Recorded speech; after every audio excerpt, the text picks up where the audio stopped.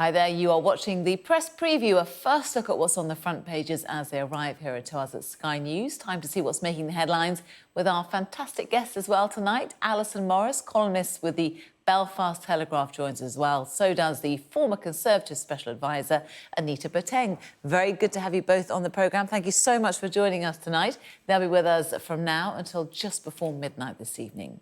Let's have a look at what's on some of those front pages for you now, starting with the Mail. It leads on mortgages with the headline Mortgage Crisis, Hunt easing the pain, in reference to Jeremy Hunt striking a deal with banks to help families hit by surging mortgage repayments. Jeremy Hunt's mortgage pact also takes the lead for the FT tomorrow. Their headline reads, Banks to delay repossessions for 12 months. Onto the Telegraph, it also has that story on their front cover, quoting Grant Shapps with the headline, Households spared £120 net zero levy. The Times tomorrow leads with the claim that millions of public sector workers face having pay rises of 6% blocked by the government amid mounting concerns that they would fuel inflation. While the Mirror reports on the doctors' 5-day strike, saying medics ramp up action with the longest walkout in NHS history. UK hit by Ozempic shortages for weight loss drug is the lead for the newspaper, which reports on an unprecedented demand in the popular injection has led to supply issues. Onto The Guardian for you, reporting on a tsunami of dangerous vapes flooding into the UK. Caring Prince's mission to honour Diana's memory is the headline on the Express tomorrow morning, reporting on Prince William's steely determination, it says, to tackle homelessness in honour of his late mother. Invasion of the killer hornets is the Daily Star's report on a horde of hornets that could kill people with their stings, which are set apparently to invade Britain. Well, a reminder that by scanning the QR code that you see on screen during the programme, you can check out the front pages of tomorrow's papers while you watch with us. And of course, we hope that you do. And of course, I said earlier, we're tonight joined by Allison Morris and Anita Boateng. Let's go and chat to them now and start with some really interesting front pages to get through. Ladies, very good evening to you and welcome. Let's start with the Daily Mail and its front page. Mortgage crisis, Hunt eases the pain. Of course, well-documented in meeting today with Jeremy Hunt and some of Britain's biggest banks, CEOs, all in number 11. What do you make of the coverage? Let's start with you, Alison. What do you make of how the Daily Mail have set it out? Yeah, well, I mean, it is interesting because we had heard that there may have been some sort of financial help to people who are in mortgage crisis. I suppose much in the way that we had those fuel payments during the winter months, but instead the Daily Mail and a lot of the other papers are reporting Jeremy Hunt's plans. He signed up a charter with some of the major lenders. So far, HSBC and Barclays have both signed up to this to say that they will give people a minimum of 12 months from the date of their first default before they initiate repossession proceedings. I think currently it's around 3 months, a minimum of 3 months. And then there's other ideas such as letting people go onto an interest-only mortgage for 6 months or letting them extend the life of their mortgage. But all of that is obviously just delaying or sort of putting the problems down the road a bit. My own mortgage, my fixed rate ran out 2 months ago and it has jumped by £115 a month. Which, it'll be fine. I'll cope. But I mean, it's enough to put a lot of people's, lights out if they're working to a very tight budget. And a lot of people are in a lot worse situations than that. I know so many people who are saying that their mortgage payments have jumped so much they're going to have to maybe get rid of their car. They're going to have to make other massive savings in order to deal with it. And the last thing the government want is a repeat of that crisis of 2008, when we've seen so many people lost their homes as a result of the financial crisis. So clearly, this is all an attempt to try and make sure that we don't have a repeat of what happened then. That's a huge amount of money you're talking about, Alison. And we know, Anita, that 2.4 million households are coming off fixed-rate mortgages next year. Of course, next year is an important year, isn't it, politically, because it's going to be a general election year as well. I mean, do you think that the Conservative government are doing enough when you hear the likes of Labour saying it's a weak response, the Liberal Democrats saying it's a sticking plaster for a gushing wound? What do you think? Well, I think this is all very much politics, because the reality of the situation is the government's proposal and agreement with the lenders goes further than what Labour suggested. For instance, around the kind of grace period, they wanted 6 months. The government has agreed with the lenders a 12-month grace period. But fundamental issue here that the government is seeking to tackle alongside the Bank of England is high inflation. And inflation makes absolutely everybody poorer.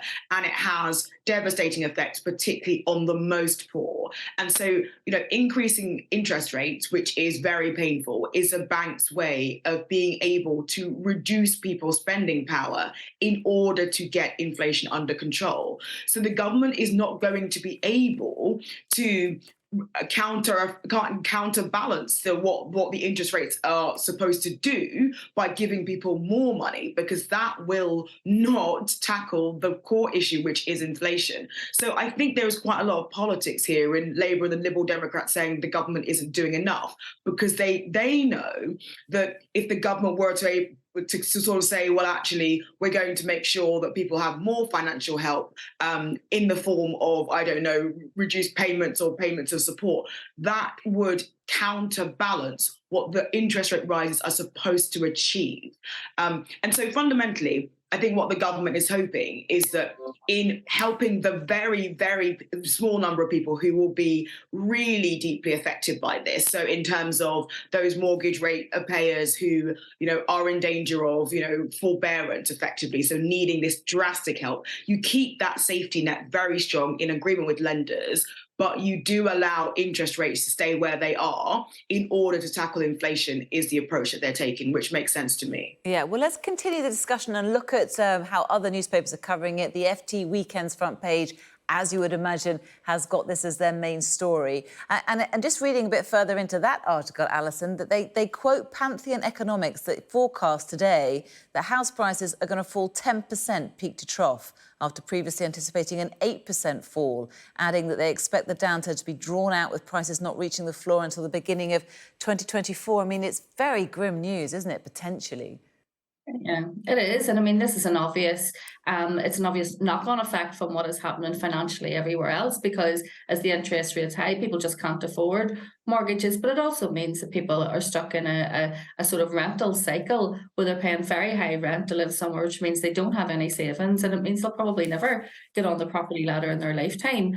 And this is all, again, I mean, whether or not they delay, and part of this, obviously, the repossession, that they're not allowed to start foreboding proceedings until 12 months. But if you have a young family and you're struggling, it doesn't matter whether you're going to lose your house in 3 months or 12 months, you're going to lose your home. And that then pushes up pressure on the rental market as well, because there's just less homes and more demand, and the price of that goes up. So this has a massive knock-on effect, which will continue well after this current crisis that we see ourselves in into the years that come, because as we know from what happened in 2008 and 2009 and during that property bubble, and when all of that bust, it took a decade for that to straighten itself out, and this isn't going to be something that's going to be resolved in a year or two. OK, we're going to continue the discussion in our 11 o'clock hour here on Sky News. Let's have a look at some of the other front pages now. Anita, back to you. On the front page of the Daily Mirror, they choose a different story to go with. The news today that doctors are going to go for a 5-day strike, 5 days in a row, we have to say, next month, to coincide, we believe, with the 75th anniversary of the NHS. What do you make of their coverage in this story?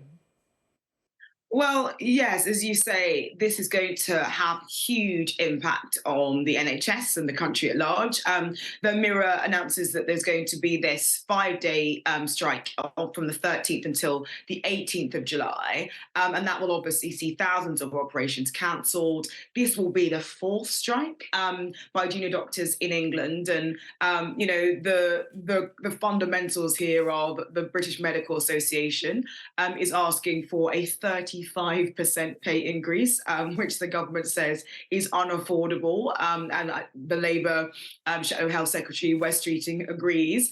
And the government has offered a 5% pay bump to end the dispute. So it looks like the two sides are very, very far apart. And once again, you're going to have a situation where so many operations are cancelled, and the knock-on impact on NHS waiting lists will be, loud and clear. Yeah, and more misery for patients, as you say, who have been waiting long enough anyway on the NHS. Let's bring you back here, Allison, and tie this with the front page of the Times, because it does go quite well in terms of their lead story, that being a potential pay blow for millions of public sector workers. The Times newspaper says that millions of public sector workers face having their pay rises of 6% blocked by the government amid mounting concerns that they will fuel inflation. Of course, we know that junior doctors and nurses are involved in that as well. I mean, tell us more. Yeah, I mean, they're saying that obviously the government are if they increase the pay, which in terms of inflation, most people have received what is in effect a pay cut over the last 5 years, because inflation has increased much quicker than especially those sort of public sector wages have, that people, it's going to fuel inflation just by paying people a wage that they can manage to survive on. It's quite short-sighted, because if you look at what the Mirror is saying about the doctor's strike, and then if you look at other public services and other threats of strikes in relation to that as well, that costs so much more than it would to try and negotiate a decent pay rise for those workers who are essential workers. These are the people we stood at doors and clapped for, during the COVID pandemic. If they are paid a decent wage that they're able then to go to work, we don't have these knock-on strikes. I mean, that's obviously a saving to the government and also a saving to people, especially those who are on hospital waiting lists. I live in a part of the UK that has the highest waiting list in the UK. Northern Ireland's health service is practically on its knees. It just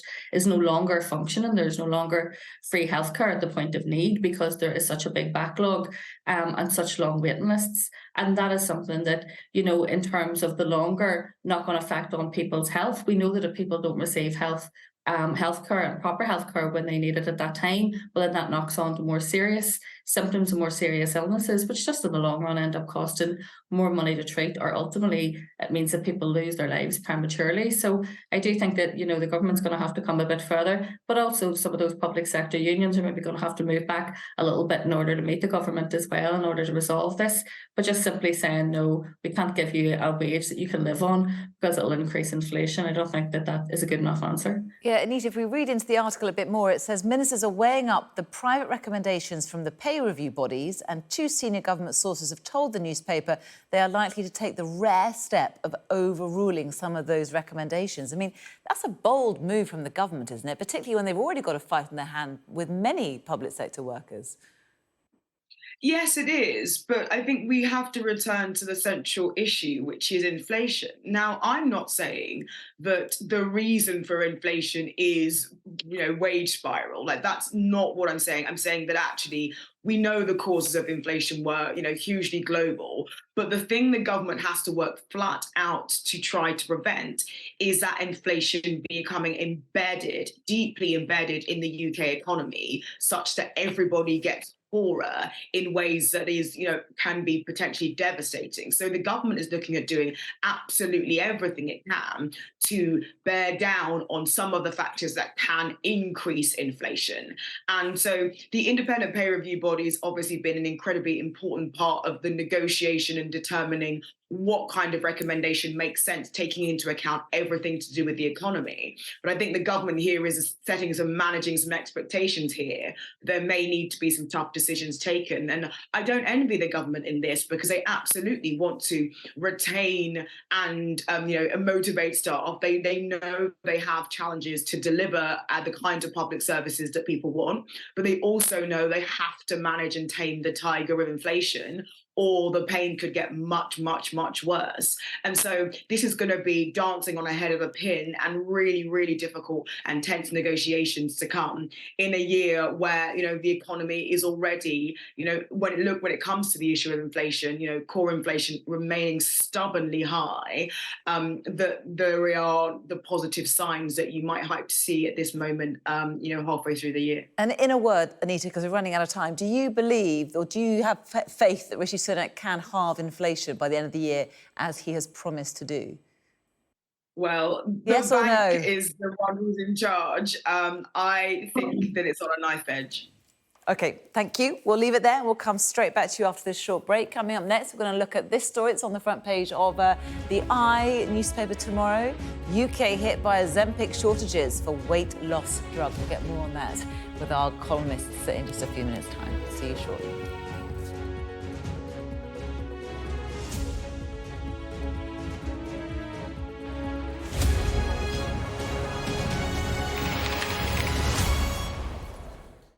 Hello there, welcome back. A very good evening to you. You're watching the press preview. With me tonight is the columnist Allison Morris and the former Conservative Special Advisor Anita Boateng. Great to have you both with us tonight. Thanks so much for staying with us. Let's have a look at some of the other pages which are on the, well, stories I should say, which are on the front pages tomorrow. And we're going to start with the Telegraph. And the Telegraph, ladies, actually has got a lot of stories on its front page tomorrow. A very small one in the kind of bottom left-hand corner. It looks like Sir Keir Starmer, Labour leader, has done an interview with the Daily Telegraph, Allison. Maybe he's trying to win over their readers, who knows. Says he doesn't want to, and he's going to try to avoid increasing income tax if he wins the election next year. Yeah, well, I mean, he's not going to find his core vote, doing interviews there. But at the same time, too, we know that there's an election coming next year. Already, we're in full election mode, and the polls are showing that despite being quite a weak leader of the opposition, that Sir Keir Starmer is on track, and we've seen that to have a very small, possibly majority, but certainly to be able to form a government after the next election. That's what he's aiming for. The thing is, he has been dealing with a complete turmoil that's been happening in the Conservative Party for the last year, and that has now stabilised. So he's up against a much more stable Prime Minister and Rishi Sunak. So a lot of that will be financial, because we know that a lot of what's going to be part of that election, what's going to be appealing to voters, is dealing with the financial crisis, is dealing with inflation, the cost of living, the price of food in supermarkets, the price of fuel, all of those sort of things. And so that is I think he's now going for that sort of Middle England vote, the vote that he lost quite a lot of in the last general election. But at the same time, too, a lot of what I have seen from Keir Starmer, a lot of what he has said, a lot of those policies, none of them are really very substantial. They all seem a bit soundbitey at the minute. But we'll see how it goes. But yeah, it's an interesting move. You can see that already. They're already in full election mode, even though we've got quite a bit of time to go. Yeah, Anita, let's get your views, of course, as a former Conservative Special Advisor. Do you think Sir Keir Starmer, if he becomes Prime Minister, could avoid increasing income tax for the top earners in this country? What do you think? No, in a word. And it's interesting that the headline says Labour won't raise top rate of tax, but actually what the story then says is Keir Starmer said he does not want to increase the top rate of tax. I think that Labour is grappling with a conundrum that is going to continue to bedevil it in the next sort of year and a half, which is how do they set out a programme that feels genuinely new and exciting and offers solutions around whether it's, public sector investment and all of that, without making some pretty bold commitments around how they're going to pay for all of these innovations. And we've seen Labour in recent weeks talk about how it's not going to spend £28 billion every single year the minute it gets into power on their green transformation, but instead they're going to ramp up to this amount of money. And I think that, again, they've accepted that costs of borrowing are going up and that's going to be expensive. So I think that this dynamic around them showing more leg beyond with tiny amounts of tax raising that they've talked about right now is going to be quite important. I'm going to jump in just because we're running out of time and I really want to get to the front page of the newspaper. Allison, to you first. UK hit by Ozempic shortage. This is the type 2 diabetes weight loss drug. Tell us more very briefly. Yeah, and I think a lot of this is fueled by celebrities, people like Elon Musk, who have said that they're using Ozempic. There's a lot of speculation that other very high-profile celebrities have been using Ozempic to lose massive amounts of weight, and that obviously filters down, especially, to very sort of young men and women who are maybe being influenced by that, and so it's created a shortage, which means that there's a shortage of the drug in terms of what it's actually intended to do, what it was made for, which was not as a weight loss drug, but as a drug for type 2 diabetics. OK, hold that thought. Plenty more from both of you from 11 o'clock onwards. Do stay with us. Thank you so much for joining us.